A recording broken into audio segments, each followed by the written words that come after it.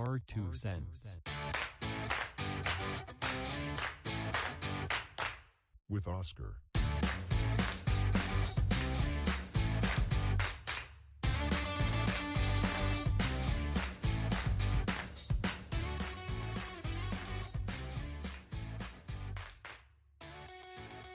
Welcome back to our 2 cents.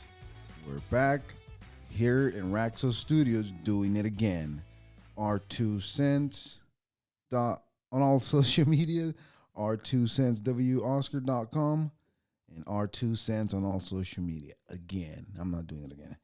Thank you for all your support. Please hit that subscribe button. It's free to you and it means the world to me. And now, happy National Lucky Penny Day, because it is May 23rd and it is, I would dare say, the most important day of the week, of the year, I should say, of the week. Damn, I fucked it all up, didn't I? I tried to make this day seem a little better than it was, and I just couldn't. Anyways, I'll let you know why at the end. If you stick around, you'll find out why this is the greatest day of the year. Damn. No excitement at all whatsoever. What the hell is going on? On May 23rd, National Lucky Penny Day. Hopes you'll have a good luck all day. Heads or tails, doesn't matter which side you find your penny. Heads or tail. Well, apparently, if you see a penny on the floor and it's heads up and you pick it up, it'll be luck for you to come in the future. So if you believe in superstition, that's it. Go to that. Lucky Penny Day. Years ago, a penny was able to buy something. Now you'll find out. To see what a penny used to get you.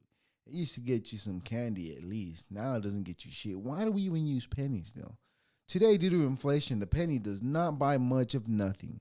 The metal value and cost of minting pennies exceeds their face value.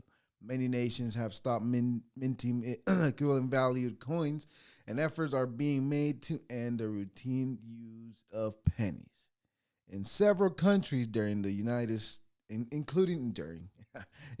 the United States, first USA penny. The United States first issued a non-cent coin produced by a private mint in 1787. Benjamin Franklin designed it. Why isn't his face in it if he designed it? On one side, it read, "Mind your business." On the other, "We are one." Damn, how things have changed. This coin was made 100% of copper and was larger than today's penny. It came to be known as the Fujio cent. However, the first pennies struck in the United States Mint were produced until 1793, but they were also made of copper. Apparently, again, if you find the correct penny in your life, will change.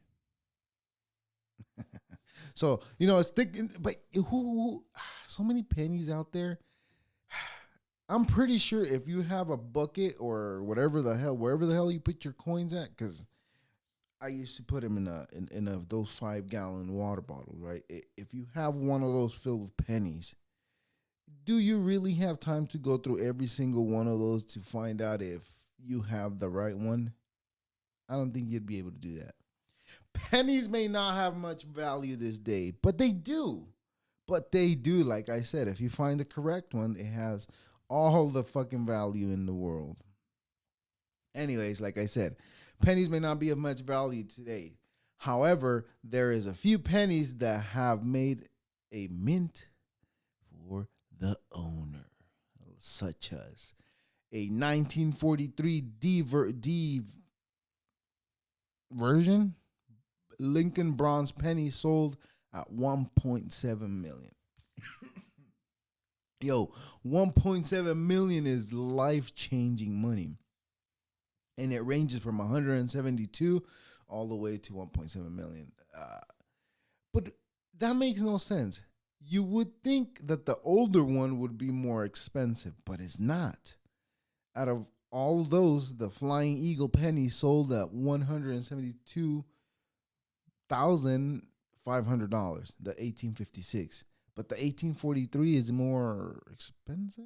That doesn't make any sense to me. But anyways, if you're a penny collector, there you go.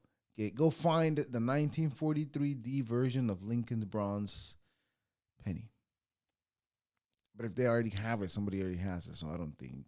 Imagine, imagine somebody picked up a penny off of the street and it was specifically that penny. Just imagine. Just imagine if that was the like you didn't have any more money and you just happened to pick up a penny. And I'm saying I'm using this scenario because I've been in that situation where you see a pen, you see a quarter, and you're like, "Fuck, I better pick that up. That'll fucking make me my dollar that I need." Hard times, hard times. Anyways, if you're a penny collector or coin collector of any sort, happy National Lucky Penny Day. May your luck come in all you do. I was gonna say something else, but I had to make it fit in the correct. Anyways, don't mind me. Happy National Taffy Day. What is taffy, you may say? Well, if we want to shorten it, I mean, why don't we use that word for candy now? What changed? And who decides when it changes? Because I don't think, I don't know. I'd really have to do a deep dive to find out if anything has changed since I was like any meaning has changed since I was a child. I'm pretty sure there is a few. I'm pretty sure. I'm not definite that is not. Well, May 23rd celebrates a mouth-watering confection on National Taffy Day. Taffy candy. Oh, it's not just candy. It's a type of candy. Has been made and sold for many years and has become souvenirs of many vacationers. But that's the shitty candy though. That's crappy candy. That's not good candy. Nobody wants that shit. Nobody sees that candy and decides I want to take that candy instead of like a Hershey's or a Snickers, anything like that. Anything over that. I'm just saying. Even the turtles. Oh my God, those chocolate turtles. You know which is a candy that's really overrated that I have not met anybody that gets excited about God damn it, now I forgot the name. Anyways, nobody gets excited about that candy other than me. Saltwater taffy was invented in 1883 in Atlantic City, New Jersey. Confectioners make this sweet treat using boiled sugar and butter. They stretch and pull the concoction until it is chewy. It is a chewy consistency that can be rolled and cut. The flavor ranges from buttery to from buttery to tart to sweet. There's a flavor for everyone, and it seems like they introduced a new each year too. Taffy's colorful display entices children and adults alike, and they have been doing for generations at one time. Candy shops and pharmacies sold penny candy. There it is.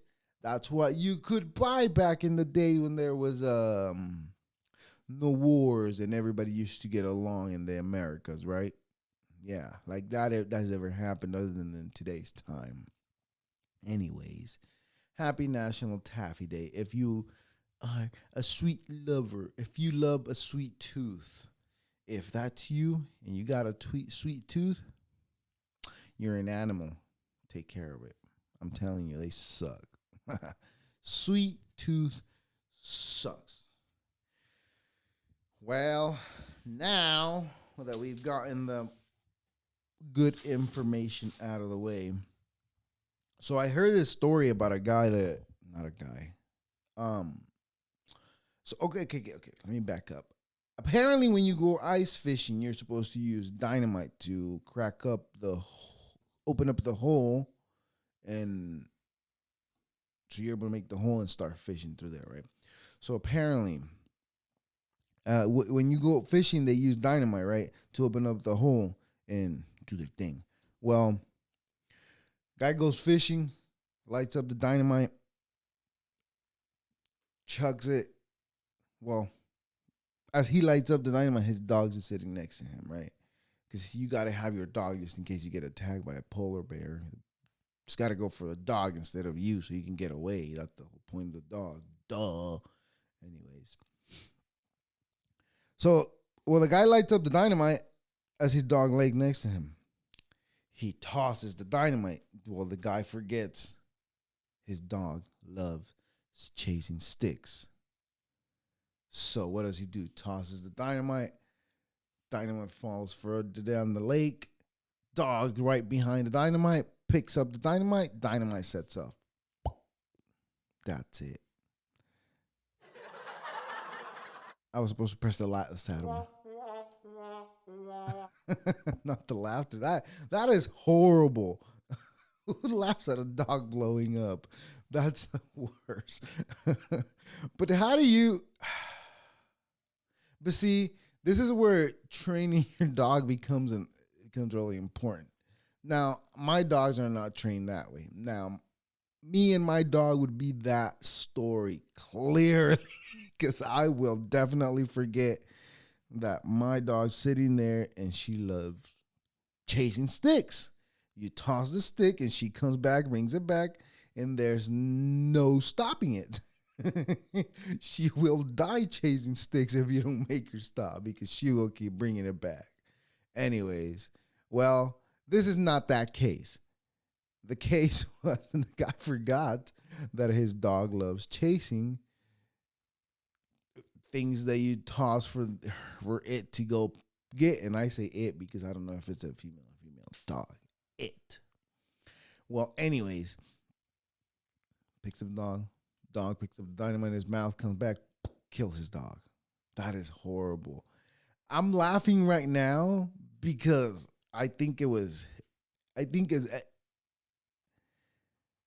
as a outsider from the story that is not real, and I'm not related to it in any form, it's funny because that is some of the dumbest things that I will engage in.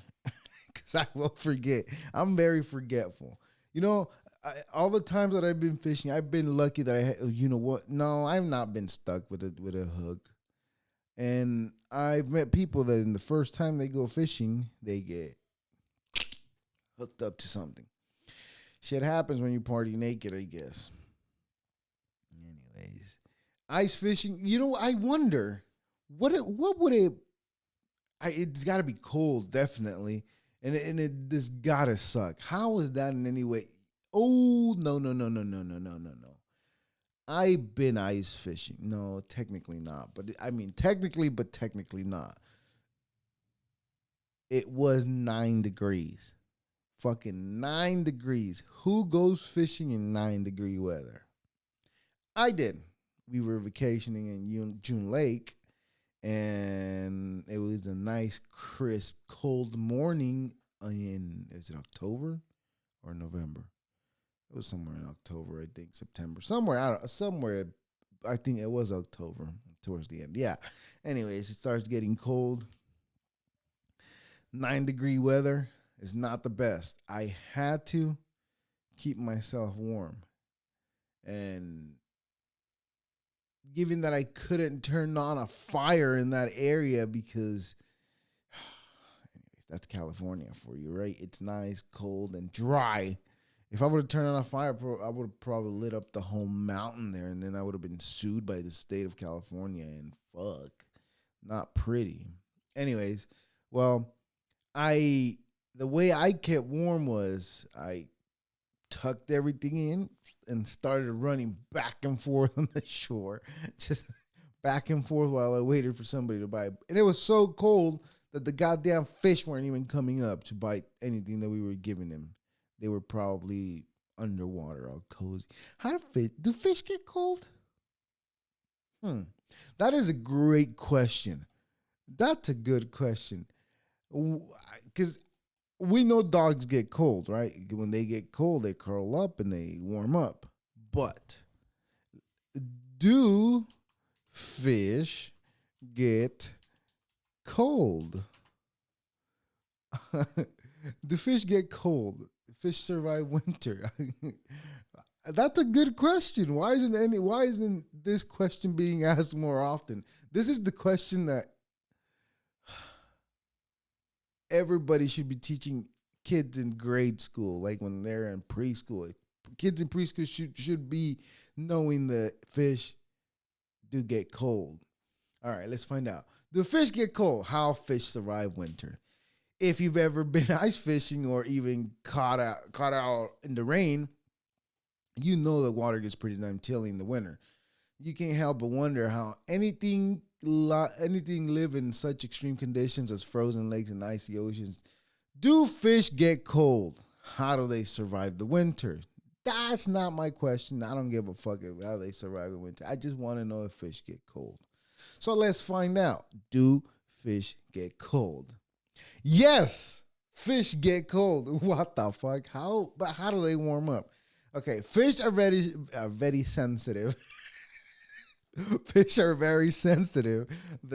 I'm gonna read it like that. Oh my god, I should do my take. Is that racist if I make that voice as if I can't speak English? Fish are very Faz from that '70s show. That's a great idea. Yes, fish are very sensitive to changes in water temperature.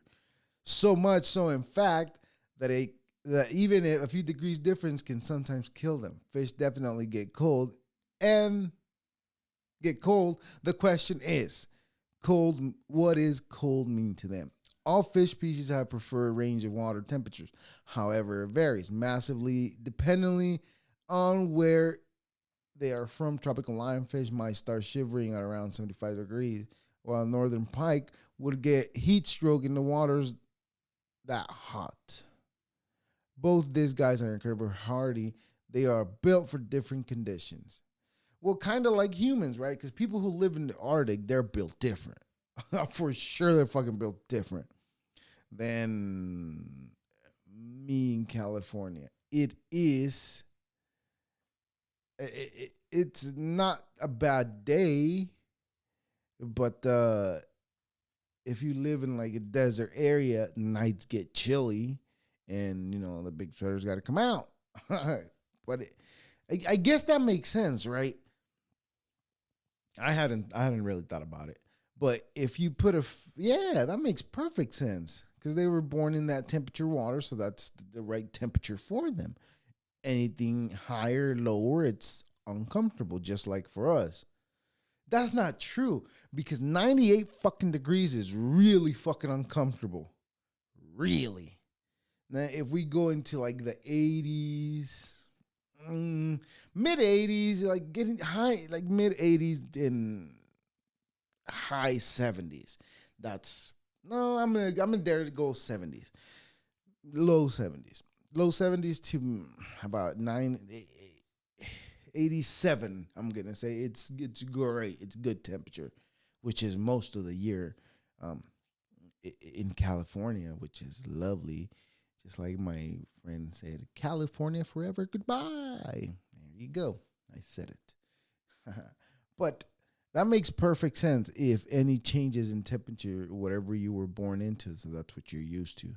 But not for humans. It doesn't work like that for humans. But it should make sense for fish, I guess, if we have any common sense.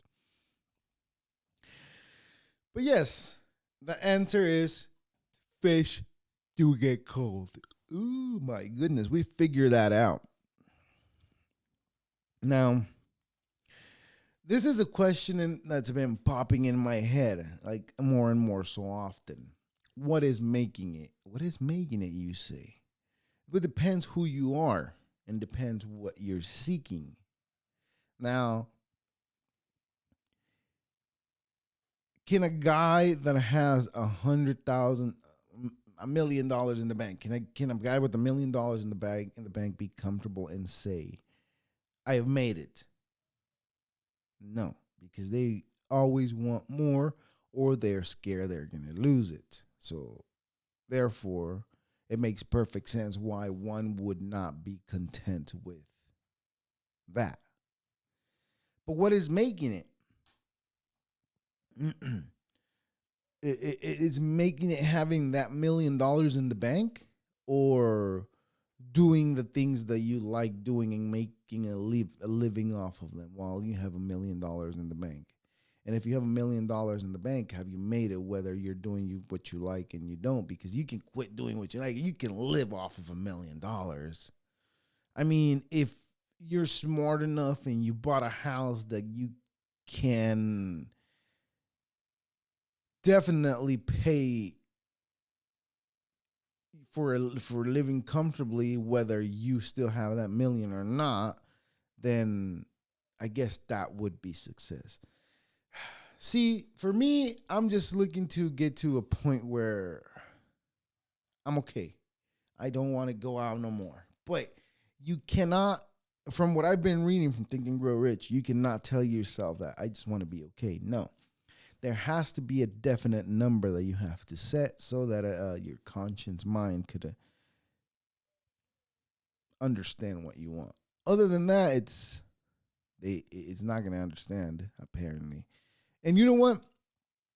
I've read this book one time already, and after reading that book, I did exactly what the book said told me to do. I set it at my goals. I wrote them down, and I chived, and kept a positive mind, and I was happy. But I don't know what happened, and here we are. But I'm reading the book again, and shit's making sense because, like I said, everything I wrote 3 things down. As the book Think and Grow Rich asks you to do, and follow the instructions, and you'll figure it out. And I did 3 of those things that I set out, that I wrote down, and 2 of them became a reality. And I mean, I'm not worried about the third one not having happened. Maybe that's why. Maybe that's why. That's the problem too, because I'm not worried that the third one didn't happen yet. Maybe I should be worried, but not to a point where I'm stressing out. But how do you get to a point where you're not stressing out, you ask? Well, let me tell you. You sit and relax and keep telling yourself that it's not your fault. It's no one's fault, but keep working at it. And now I'm at the point again where I'm about to start writing goals down. I got to change shit again because I was stuck in a rut and I felt like I wasn't progressing with my goals or anything. I don't even think I had goals anymore. And that's a problem. When goals are not there, that's when you start feeling like everything's fucking not even worth doing no more, because there's no goals, there's no achievement, there's nothing. So now I got to set that, because I got to change this whole thing too, though, because it's not, whatever I'm doing is not working again. And whomever I blew off, I sincerely apologize to those, but I will not bug you again. That's just how I roll. I keep the ball rolling and I don't look back. Rolling, rolling, rolling, rolling, rolling, rolling, rolling, rolling. Yes, that's how we keep it going here. Anyway, speaking of singing, there's a song that's um this song, I think I've talked about it. I think I've talked about it in the past. Flobot, handlebar lyrics. Says I can't ride my bike. Look at me, hands in the air. It's good to be alive. My famous rapper. I keep rhythm with the metronome. He was talking about shit that's happening today. But you know what? In 2009, there was already a thought of a video sharing phone. So I don't know what the fuck I'm thinking. But it's that song, I find it interesting. If you get a chance to listen to that song, go ahead and listen to it, because if I play it, fucking YouTube's gonna fucking flag me again, because I talked about the thing that you shouldn't talk about at the time because it was like, I don't know, totally. It's frustrating. My YouTube says that I don't have any violations, but I do. No violations, but I do. Now, if it's accepted to talk about the things that my video got taken down for, why don't we just put my video back up? You're stealing my one view that I could have gotten off of that video, YouTube. Really? This is like a conspiracy against me. You're trying to hold me down, YouTube, but I won't let you hold me down. Hold me down. Anyways,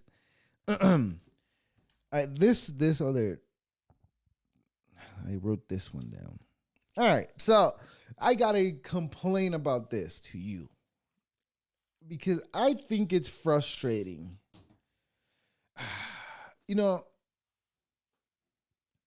if you criticize an artist on their craft, well, if you criticize me, I will say fuck off. Anyways, but an artist, I'm not an artist, so fuck off. When you criticize an artist, if it's a good criticism as greatness, if it's good criticism, they accept it. They're, oh yes, thank you, man, blah blah, this and that, right? But when you say that maybe their special was garbage, that it wasn't as poppy as you thought. Now, you know what? I'm one that shouldn't even be talking. But as an audience that wasted my 32 minutes of my life that I will never get back, mind you, right? My 32 minutes will never come back. But that's okay. All right? But if when you criticize them, okay. But when you criticize negatively, when the audience criticizes them, the audience, they don't know what the fuck they're talking about. Or they turn around and be like, what have you done, man? You know? But I think that comes from being human and, setting your feet on the ground and being like, no, my shit was good and you didn't like it. You're the problem. You're a bitch. But when it's their friends praising them for what they've done, it was pretty good. But now, I've watched 2 specials. Actually, 3. The 3 of the most recent specials that came up on Netflix. Now, Mom Jeans, Christina Patisky. I hope I said that right. Fuck. There's, in my opinion, my personal opinion, and this is as a fan, I think that some things are better done as podcasters. As a consumer, I enjoy you better in a podcast than you're not funny. I mean, that's just my opinion. There's a lot. I mean, obviously, a lot of people find you funny, but I didn't find you funny. Although, in your podcast, oh man, you have me fucking dying all the time. Although you annoy me sometimes. But anyways, now the other one, the gringo papi, that one, bro. I don't know how all his friends are telling him that it was the greatest. Maybe it was his greatest. But as a fan, again, no. And I've been listening to their podcast for years now. Maybe over 2-3 years already. Maybe longer than that. Definitely longer than that. Because I was listening to them before I even started the other work that I'm at now, that I've been there over 4 years. So yeah, it's been longer than that. And I enjoy your podcasting better. Now, I'm saying this, and this is gonna come back and bite me in the ass too, because of what I'm doing next in my life.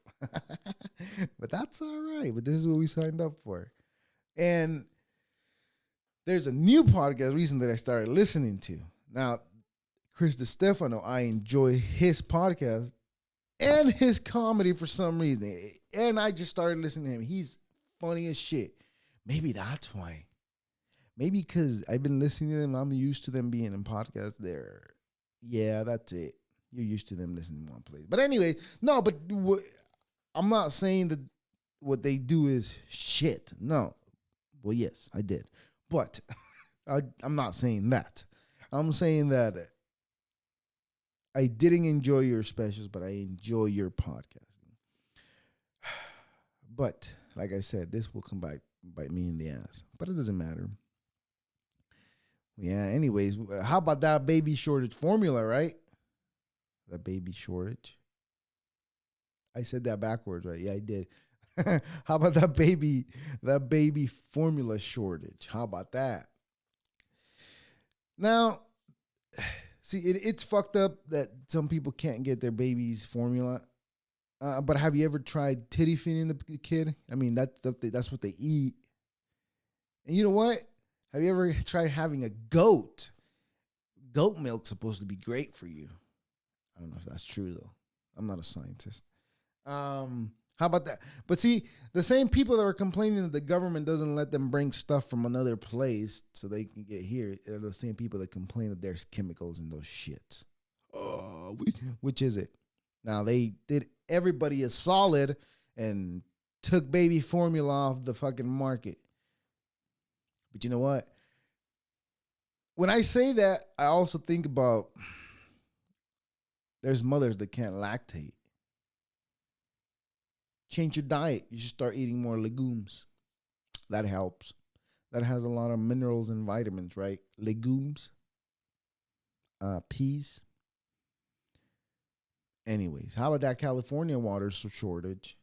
Well, that helps. People won't have to be wasting water to make a baby formula and then have babies eat it. But that's wonderful. That's wonderful, wonderful. But that is it. So the reason why I was saying that today was the greatest day ever is, it is happy birthday to me. Thank you. Thank you. Fuck, wrong button. Anyway, it is my birthday. Thank you very much for sticking around. This is our 2 cents, and that's it. Deuces.